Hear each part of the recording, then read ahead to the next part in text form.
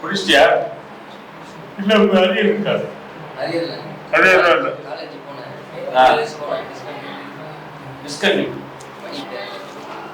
So college discontinue வச்சுக்கலாமா? அப்போ எத்தனை 2 மாதம் போனியா காலேஜ்?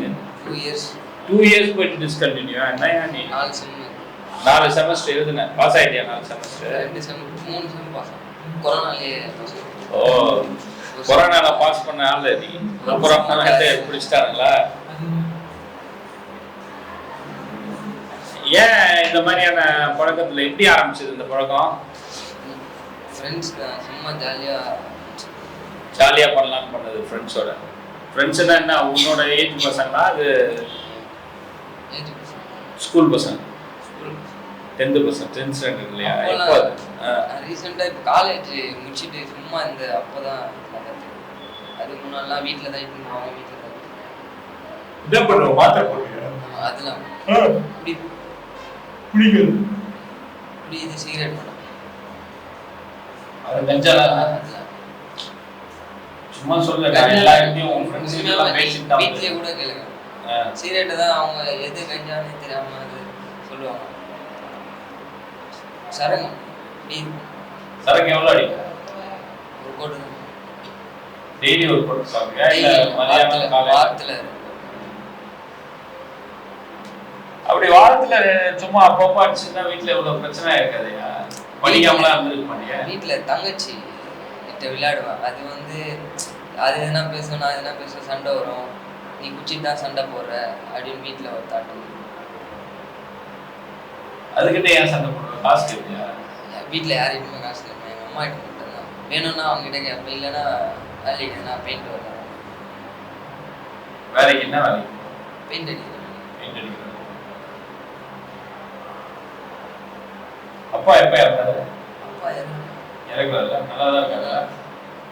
அப்பாவுக்கு தெரியுமா நீ குடிக்கிறது இதெல்லாம்? அவர் மெரைன் இன்ஜினியர், ஃபாரின்ல இருக்காரு. அதனால அவருக்கு தெரியும். ஆனா இது வரைக்கும் கேட்டது, இது வரைக்கும் வீட்லயே கேட்டது தெரியும். அவள் தான் தங்கச்சி மட்டும் திட்டும். அது பயம் இல்லையா? தெரிஞ்சு கேட்கலன்ட்டு அப்பாவுக்கு பயம் என்ன இருக்கு? என் தங்கச்சி அது மட்டும்தான். அது நான் குச்சாவே பிடிக்கும். அதனாலேயே சண்டை வரும். அதனால அவங்க பிடிக்கிற தங்கச்சிக்காகவே விடலாம். தங்கச்சிக்காக விடலாம். அது ஆக்ஷன் அழுகுது. அது இங்க வந்துதான் புரியுது. அங்க புரியவே இல்லை. வீட்டுல இங்க வந்துதான் எல்லாமே தெரியுது. ஆனா தங்கச்சிக்காக அப்படின்னு நினைச்சுன்னா புரிய விட முடியாது. தங்கச்சிக்காக அப்புறம் மீட்டிங் போயிட்டு ரெகுலரா மீட்டிங் அட்டெண்ட் பண்ணா. வீட்டுல ஃபேமிலியா சர்ச்சுக்கு போகலான்னு ஃபர்ஸ்ட். பைபிளே படிக்க மாட்டீங்களே? படிக்க இங்கிலீஷ் பைபிள் கேட்கறாங்க. ஏன்னா ஃபுல்லாலாம் படிக்கல. எழுத்து குட்டி தான் படிக்கிறேன். இன்னைக்கு சாப்பாடு கொடுத்து விட்டாங்களா? கேட்டாங்க வீட்டுல பைபிள் என்ன பைபிள் படிப்பான்னு கேட்டு சொல்லுங்க. வீட்லயே பைபிள்லாம் படிக்கணும். ஆனா அவங்க படிக்க சர்ச்சுக்கு போறேன்றீங்க சார். அவங்க சொல்றது லிசன் பண்ணாது. அவங்க எதனா வசனம் எதனா எடுத்தாங்கன்னா கேட்டு அதை வச்சு தெரிஞ்சு. சரி சொல்லுங்க டாக்டர். செல்லமா வளர்த்துட்டாங்க அம்மா இல்ல? தெரியும். இப்படி கூட ஆச்சு. அதான் நல்லா சொல்றானே. அப்ப அந்த அம்மாவை எப்படி கஷ்டப்பட வைக்கலாமா?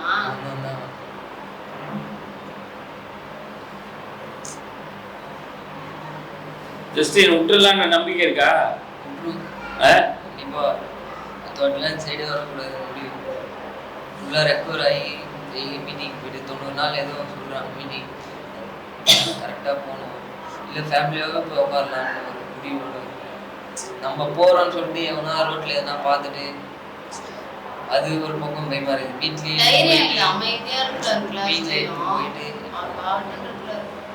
வீட்லயே குடிக்கிறதுக்கு வீட்டுல கூட்டு போவியா? அது தப்பான இப்ப திரும்புறதுக்கு குடிக்கிறதுக்கு வீட்டுல இருந்து போவியா? அதே மாதிரிதான் குடியை நிறுத்ததுக்கு நீ தான் போகணும். உங்க வீட்டுல இருக்கிறவங்க ஏன் வரணும்? பிரச்சனை உனக்கு தானேயா? அவங்கள கூப்பிட்டு இருக்க. நான் சொல்றது கரெக்ட் தானே? குடிக்கவும் ஃப்ரெண்ட்ஸோட போனேன். அது மாதிரி இங்க போனீங்கன்னா யாராவது ஃப்ரெண்ட்ஸ் இருப்பாங்க. குடியை நிறுத்தணும்.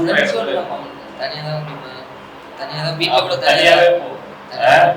இதுக்கெல்லாம் வந்து அம்மா அப்பாவெல்லாம் கூப்பிட்டு போகணும்னு அவசியம் கிடையாது. சரியா? ஏன்னா அங்க தனியா போனீங்கன்னா நீ மனசுல இருக்கிறது ஏதாவது சொல்ல முடியும். வீட்டில் இருக்கிறவங்க கூட்டிட்டு போனீங்கன்னா ஒரே ஆக்ஷனில் தான் இருக்கும் சும்மா அப்படி இப்படின்னு. உங்கள் அம்மா கிட்ட நல்லா நடிக்கிற போல இல்லையா? இல்லையா? இந்த நடிப்புலாம் சும்மா கேட்டாலே அவங்க அம்மா பண்ணிடுவாங்க போல. ரொம்ப பாசம் இல்ல உங்க அம்மா, நீ கேட்கறதுக்குள்ள செஞ்சிருவாங்க போல. கேட்காம நிறைய செஞ்சு அதான் பாத்தீங்களா, கேட்கறது கேட்காமே. அவங்க இப்ப அண்ணன் பேஷண்டாவே பாக்கல, அவனை குழந்தையாவே பாக்குறாங்க. கரெக்டா? எப்படி பாக்குறாங்க அவங்க இதுதான். அதான் அந்த நல்ல பிளஸிங் தான். அவ்வளவு பாசமான அம்மா கிடையாது. தூக்கம் நல்லா வந்தா தூக்கலாம் 10 தூங்கிடும். இன்னும் தூங்கி அவங்க முன்னாடி நல்லா இருந்து காமிக்கணும். சார் எதுனாலும் சொல்லுங்க, விட பாக்கணும். ஆனா ஏதாவது இருந்ததுன்னா சொல்லிடு. சரியா? எனக்கு வந்து ஆல்கால் மட்டும் பிரச்சனை அப்படின்றது இல்ல, வேற ஏதாவது பிரச்சனைனாலும் சொல்லி. வேற எந்த பிரச்சனை? வேற சப்ஸ்டன்சஸ் எடுக்கிறது, வேற எந்த பிரச்சனை? மாத்திரை ஊசி அதெல்லாம் பண்ணுவோம். ஆல்கால் ஊசி மட்டும் பண்ணுவோம்.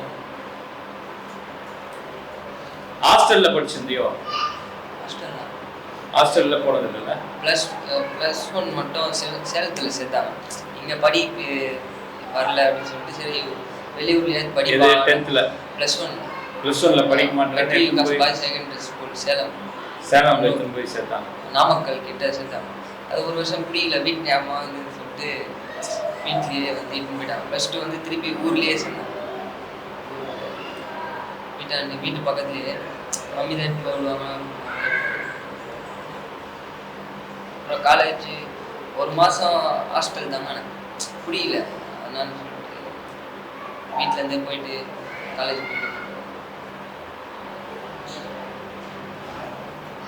சரி பண்ணிடலாம்.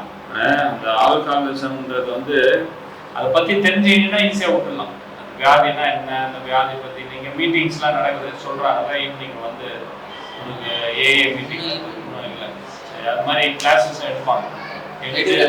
7 to 8:30 அதுலலாம் நல்லா இன்வால்வ் ஆகி பண்ண. வேற எதுவும் தொந்தரவு இல்லையா? வேற எந்த சரி தைரியமாக போயிட்டு விட்டுடலாம். சரியா?